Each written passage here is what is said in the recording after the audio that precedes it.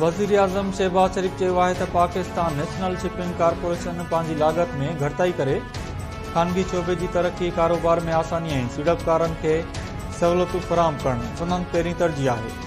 वज़ीर आज़म शहबाज शरीफ हिक ॾींहं जे दौरे ते कराची पहुचण बैदि कराची पोर्ट ट्रस्ट जो दौरो कयो। KPT में थियल आला सतही इजलास में वज़ीर आज़म खे बंदरगाहनि ऐं पाकिस्तान नेशनल शिपिंग कॉर्पोरेशन बाबति ब्रीफिंग ॾिनी वई। वज़ीर आज़म शहबाज शरीफ ख़िताब कंदे चयो आहे त पाकिस्तान जाग्राफियाई हवाले सां ख़िते में अहमियत रखे थो। काज़ाख्स्तान में रूसी सदर विच एशियाई मुल्कनि जे अॻुवाणनि सां मुलाक़ातूं थियूं। पाकिस्तान विच एशियाई रियासतुनि जे लाइ सामूंडी वापार जो सभ खां अहम रस्तो आहे। मुख़्तलिफ़ रियासतुनि वापार लाइ पाकिस्तानी बंदरगाहनि जे इस्तेमाल में दिलचस्पी जो इज़हार कयो आहे।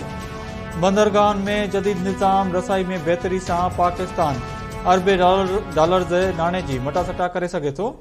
वज़ीर आज़म शहबाज शरीफ वॾे वज़ीर मुराद अली शाह समेत अहम अॻुवाणनि ऐं कारोबारी बिरादरी ऐं एक्सपोर्टर्स जे इजलास जी बि सदारत कंदो।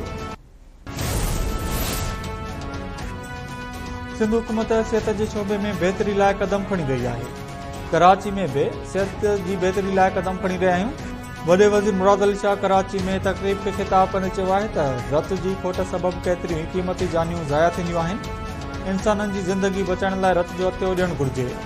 रत जो अतियो गॾु कंदड़ इदारनि खे हर सहूलियत फ़राहम करण लाइ तयार आहियूं। पब्लिक प्राइवेट पार्टनरशिप तहत सिहत जूं सहूलियतूं फ़राहम कयूं पियूं वञनि। सिहत जे बहितर सहूलियतूं सबबि वॾे अंग में माण्हुनि सरकारी अस्पतालुनि जो रुख़ कयो। सिंध हुकूमत हर उन इदारे जी मदद कंदी जेके इंसानियत जी ख़िदमत कनि पिया।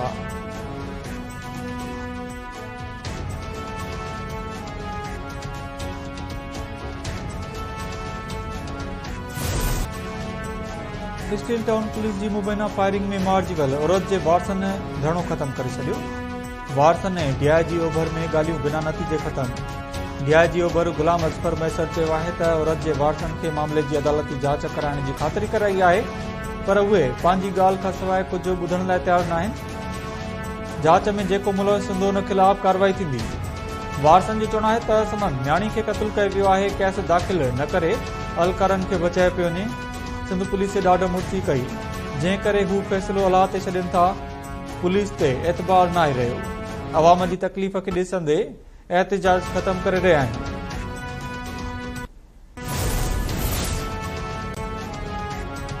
वफ़ाक़ी घरू वज़ीर बिजली वापेदारनि खे वधीक बिल मोकिलण वारी शिकायत जो नोटिस वरितो।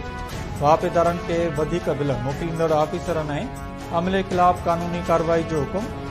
मोहसिन नक़वी FI जे समूरनि डायरेक्टर्स खे हुकुम जारी कंदे चयो आहे त 200 यूनिट इस्तेमाल कंदड़ वापेदारनि सां थियल नाइंसाफ़ी जो इज़ालो कयो वञे। प्रोटेक्टेड वापेदारनि खे नॉन प्रोटेक्टेड कैटेगरी में शामिल करण ॾोह जोॻो अमल आहे। FI सूरतहाल जो जाइज़ो वठी बिना फ़र्क़ जे ज़िम्मेवारनि ख़िलाफ़ कार्रवाई करे। क़ौमी असेंबली में अपोज़िशन लीडर उमर अयूब जा गिरफ़्तारी वारंट जारी। उमर अयूब दावा कई आहे त सरगोदा जी दहशतगर्दी टोड़ अदालत पारां गिरफ़्तारी वारंट्स जारी करण बैदि इस्लामाबाद ऐं मियांवाली जी पुलिस संदसि इस्लामाबाद वारे घर ते छापो हयो। वफ़ाक़ी ऐं सूबाई हुकूमतुनि जा इदारा केस गिरफ़्तार करणु चाहिनि था। पुलिस जो चवणु आहे त उमर अयूब दहशतगर्दी जे केस में पुलिस खे घुर्बल आहे। अदालत संदसि वारंट बि जारी करे चुकी आहे।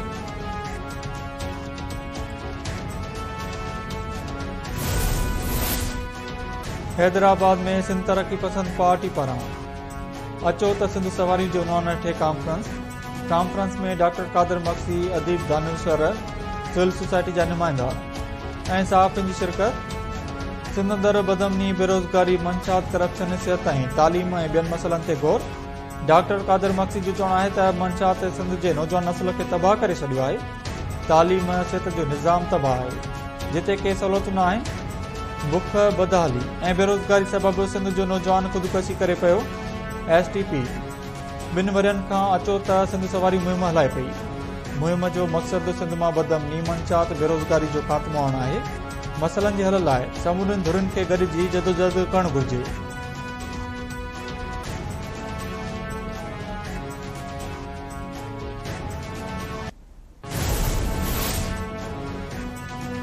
सिंध जे मुख़्तलिफ़ इलाइक़नि में किथे हल्की त किथे तेज़ बरसात, गर्मी जो ज़ोर टुटी वियो। मौसम ख़ुशगवार।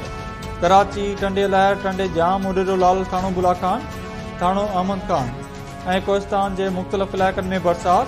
गर्मी खां पोइ वसकारे बरसात सबबि गर्मी जो ज़ोर टुटी वियो। मौसम खुशगवार बणियो।